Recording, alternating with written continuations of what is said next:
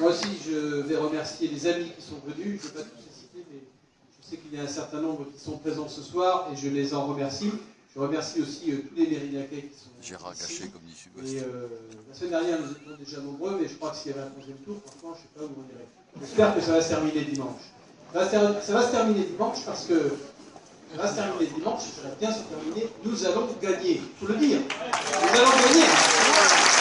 Nous allons gagner parce que nous sommes nombreux ici ce soir, parce que je sais que tout le monde est mobilisé. Ça a été dit, il y a eu un premier tour sanction. Bien, on a compris, tout le monde a compris, mais on s'y attendait. Maintenant, il y a un deuxième tour où il faut essayer de répondre à la question qui est posée. Donc, j'ai bon espoir, on a bon espoir, on fait du porte-à-porte, on voit que vraiment ça devrait fonctionner. Mais en même temps, cela dit, on devra en tirer les leçons ce soir, mais il faudra bien sûr réfléchir à ça. Et un point que je voulais noter, je pense qu'il n'y a plus d'élections locales. Ça n'existe plus une élection locale. Il y a des élections, tout simplement.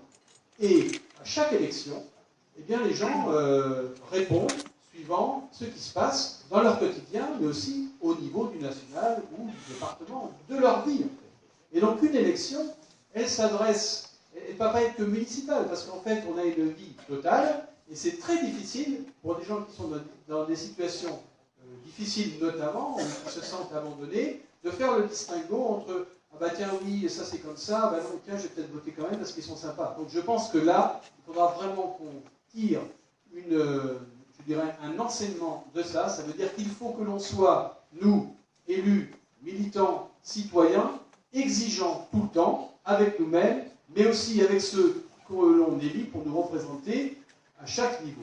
Parce qu'on ne peut pas se reposer sur le simple fait « Ah oui, c'est une élection locale, on a bien fait notre boulot, vous allez voir, ça va passer ». Eh bien non, c'est un enseignement que l'on doit tirer ce soir.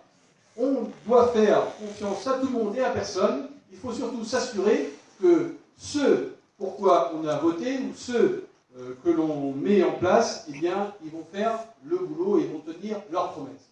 Eh bien, je peux vous dire ici, en tout cas, que la liste avec Alain Anziani, on tiendra nos engagements, je ne vais pas faire le mot engagement au terme promesse, et que vous pourrez compter particulièrement sur les écologistes, et que si Mérignac est la première ville de gauche de Gironde, déjà, et la seconde d'Aquitaine, j'espère pas peut-être la troisième, si toutefois Pau peut rester, en tout cas, j'espère aussi que Mérignac, je le souhaite, sera la première ville avec le nombre d'élus écologistes, et ça, c'est une garantie pour notre ville et pour l'agglomération, pour faire en sorte que l'écologie avance, bien sûr dans une majorité plurielle, dans laquelle on peut travailler en toute confiance, mais on a besoin aussi d'écologie, et dernier enseignement, ça a été dit un peu partout, nos listes se sont bien tenues, ça veut dire qu'il y a aussi une réponse à donner au niveau local,